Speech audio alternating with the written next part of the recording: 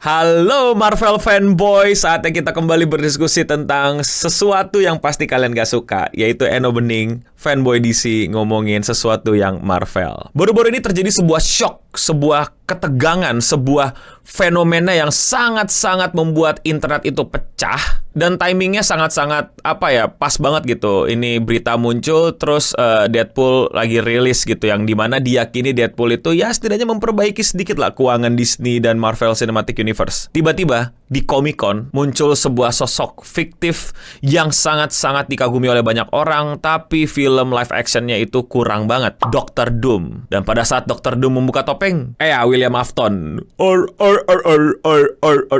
Gak canda-canda. Yang bener adalah RDJ, Robert Downey Jr., Iron Man, kembali tapi sebagai Dr. Doom. Dan menurut gua ini sangat-sangat, lu bikin shock internet, tapi orang-orang langsung kayak,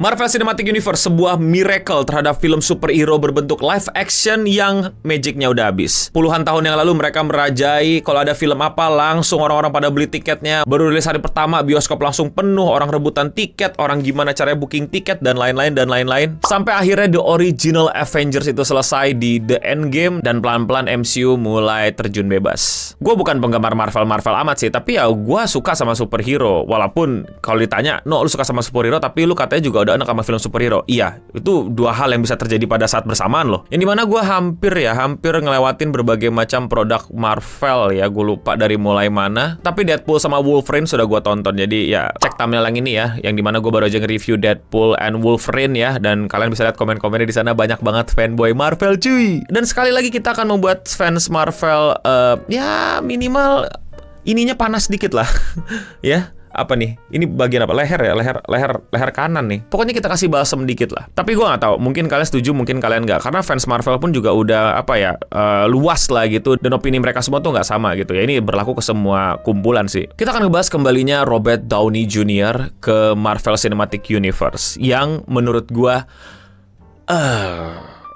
gak jelas. Bukan gak jelas, tapi lebih ke tidak berusaha untuk mencari solusi dari masalah yang sebenarnya udah terjadi, tapi lu malah pakai cara lama untuk mengobatinya, yaitu dengan shock internet, dengan tiba-tiba ada ini, tiba-tiba ada itu, Easter egg, cameo, simbolisasi ini, ada detail tentang ini, dan lain-lain. Poinnya gimana, No? Bentar. Dan jangan marah-marah dulu, karena di akhir gue juga punya semacam positive thinking terhadap hal ini. Tapi biarkan gue utarakan yang negative thinking dulu ya. Yang pertama ya tadi, bahwa Marvel tidak nge-address masalah utama dari yang sebenarnya udah kelihatan sama banyak orang, yaitu seberapa kacaunya, carut-marutnya, dan terlalu berantakannya Marvel Cinematic Universe. Marvel Cinematic Universe itu masa kemasannya udah pasti pada setuju lah ya. Itu adalah di OG Avengers ya, sampai Endgame. Dimana itu kita nonton banyak film, yang dimana semua filmnya itu berjalan ke satu jalur benang merah, yaitu Infinity Wars dan Endgame. In my opinion, Infinity Wars tetap film Marvel terbaik ya kalau ngomongin OG Marvel. Tapi kalau terseru, Thor Ragnarok sih. Cuman itulah pertama kalinya MCU itu ngebuat sebuah dunia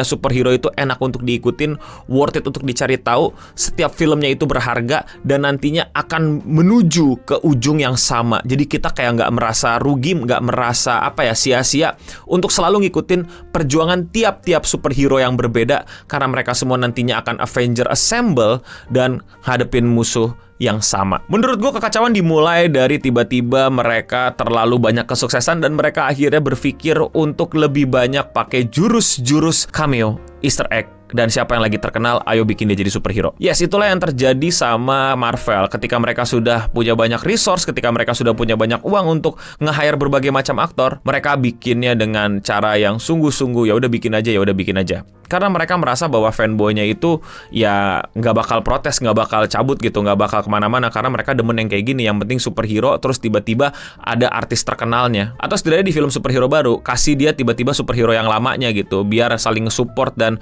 biar ngedomplang trafficnya. Namun data nggak bisa bohong bahwa berbagai macam series film MCU ke belakang itu sangat-sangat mengecewakan. Jadi masalah terbesar Disney adalah bukan kehilangan Robert Downey Jr., bukan karena Iron Man meninggal, melainkan karena carut-marutnya universe mereka, atau bahkan bisa kita sebut dengan multiverse mereka. Dan tentu saja, gara-gara multiverse itu sendiri juga jadi kacau balau. Ini cerita kita musuh utamanya siapa, belum lagi tiba-tiba tadi mau masukin Kang, terus Kang aktornya bermasalah. Sekarang ada Loki yang ngatur timeline, tapi ternyata itu TVA bisa bergerak sesuka hati di Deadpool, dan di Deadpool semuanya diacak-acak adulin lagi. Wolverine sudah tiada, tapi dibangkitkan lagi dengan alasan varian. Ada musuh ini, musuh itu, kekuatan ini, kekuatan itu. Jadi kayak ya udah suka-suka aja gitu. Kalau kalian tanya di komik juga begitu, no? Iya gue tahu komik juga secarut itu, universe-nya banyak banget, variannya banyak banget, kadang dikumpulin, kadang dipisahin, kadang disatuin lagi dan lain-lain. Tapi menurut gue ya bukan berarti film juga harus mendapatkan treatment yang sama. Nggak hanya soal plot dan jatuhnya jadi kemana? Inkonsistensi. Nah ini udah kayak power level nih, kayak di One Piece gitu, bahwa ini power levelnya tuh gimana gitu. Siapa yang paling kuat, siapa yang paling lemah, siapa yang biasa aja, ini kekuatan baru apa enggak, terus gimana cara lawannya. Kita udah punya Celestial yang udah kayak Gundam 100 kali lipat yang udah pengen nonjok bumi. Meanwhile kita punya orang yang kemampuannya itu geser-geser timeline. Kita juga punya Doctor Strange yang punya kekuatan waktu. Kita punya American Chavez yang bisa ngirim lu ke berbagai macam multiverse. Terus Thor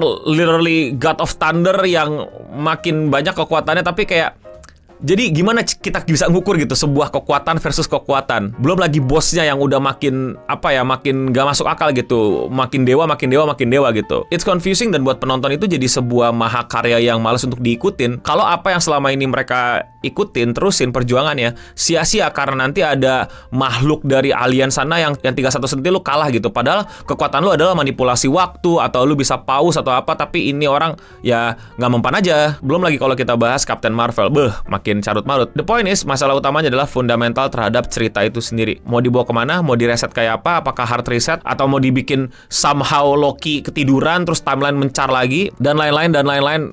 Nggak ngerti. Gue setuju sih sama orang-orang bilang berarti momen Iron Man mati itu kayak sia-sia gitu, atau bahkan Logan di Deadpool Wolverine gitu, kayak ya udah gitu. Tapi orang-orang selalu berkelah gitu, ya itu varian yang lain. Iya gitu. Ini nanti si RDJ juga varian yang lain, dan udah ada yang ngasih tau lah kalau nanti ada sebuah komik yang selama ini dipikirnya itu Iron Man ternyata Dr. Doom, dan itu nanti RDJ jadi kayak gitu. Udah lagi ketahuan plotnya. Berarti ya masuk ke poin nomor 2, mereka berhasil di Endgame, di Infinity Wars, yang dimana kalau kalian sadar value dari Endgame itu adalah bahkan sampai ada time travelnya. Itu poinnya bukan buat nunjukin kekuatan time travel ya, tau gak sih? Tapi untuk memberikan kesan value kita penonton yang dari puluhan tahun yang lalu, nggak puluhan lebih, belasan tahun yang lalu, ngikutin perjuangan para superhero ini sampai mana. Ya puluhan sih bener.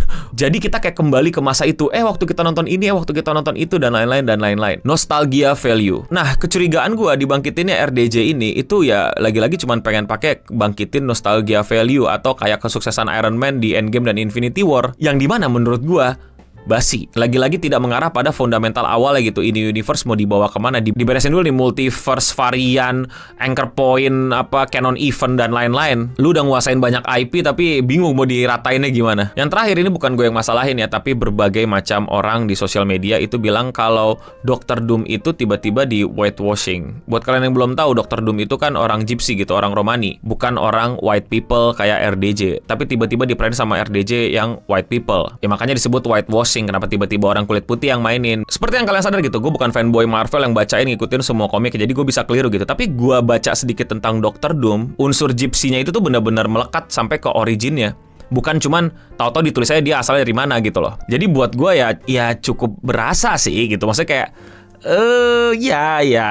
Tapi lagi-lagi poin 1-2 adalah poin yang paling pengen gue tekankan daripada poin yang ketiga ini, karena ini gue cuman ngasih tahu aja bahwa banyak orang yang juga punya poin seperti ini. Tapi itu semua adalah negative thinking gue terhadap kembalinya Iron Man. Gue nggak boleh nyembunyiin dong kalau gue punya semacam positive thinking terhadap fenomena ini. Yang pertama, Robert Downey Jr. itu beneran aktor. Dia itu adalah aktor yang emang bukan cuman wah dia terkenal karena Iron Man. Enggak, ya Oppenheimer lah contohnya gitu. Maksudnya dia aktor yang emang jago actingnya, bisa berperan menjadi banyak orang dan lain-lain. Dan gak 1-2 kali dia itu beneran nunjukin skill actingnya. Jadi buat gua dia memang aktor yang emang punya skill. Jadi dia memerankan selain Iron Man pun juga sebuah sesuatu yang menarik sebenarnya. Jadi ya gak salah sih kalau kita bilang apakah dia cocok dan lain-lain. Ya dia aktor yang terbukti actingnya jago kok. Yang kedua tentu yang ya pasti gue udah tahu kalian semua pasti mau siap. Tapi kan no kan ada ini juga gitu. Iya, Russo Brothers. Iya. Di balik kesuksesan Endgame dan Infinity War ya, ada Russo Brothers di situ yang gue nggak tahu ini isu bener apa enggak, bahwa RDJ itu bilang ke eksekutif Disney atau siapapun yang nge-hire dia mau balik kalau yang direct dia itu Russo Brothers. Makanya Russo Brothers balik untuk ngedirect film-film MCU. Nggak tahu film-film apa satu film aja. Jadi buat gue oke, boleh deh. Tapi lagi-lagi ini semua cuma jadi dugaan. Dan sangat-sangat gue sesalkan kalau ini semua cuma jadi stun gitu loh. Dan ternyata negative thinking gue beneran terjadi gitu. Ya lagi-lagi cuman buat nostalgia ada RDJ tapi gue bukan Iron Man. Tapi gimana ya, kayak gak tau ya, berasa malas aja gitu kalau tiba-tiba jadi kamu Iron Man apa Dr. Doom? Pas di film ini ada trailer film ya, bukan sama real life kita ya gitu. Terus tiba-tiba dibilang I am Dr. Doom gitu, kayak no.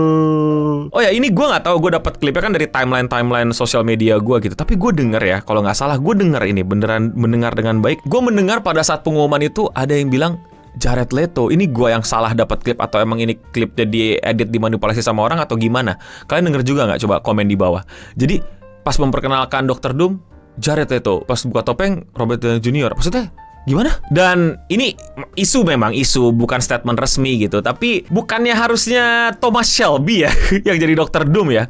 Peaky Blinders ya yang harusnya jadi Dr. Doom. Wah, padahal gue cukup menarik sih kalau dia yang jadi Dr. Doom ya. Tapi menurut kalian mendingan Thomas Shelby apa Iron Man yang jadi Dr. Doom? Atau apa komentar kalian mengenai kembalinya Robert Downey Jr. ke MCU? Silakan para fanboy, tempat dan waktu saya persilahkan. Silakan koreksi gue kalau gue ada yang keliru atau yang salah. Karena ya bisa jadi salah kan gue. Kalau kalian suka sama pembahasan nerd kayak gini dan kalian mau support gue, jangan lupa klik tombol subscribe di bawah. Sumpah men, itu tuh Comic Con tuh event gede ya. Terus mereka ngadain Robert Downey Jr. situ. Gimana ya? Kalau misalnya kayak gini berarti mereka udah set the expectation high buat fanboy yang masih berharap. Begitu juga ke orang-orang yang kayak ngikutin tapi nggak ngefans amat gitu. Kayak bro, lu keluarin berapa miliar itu orang dibayar buat masuk MCU lagi. Miliar loh. Ini Disney nggak bleeding nih.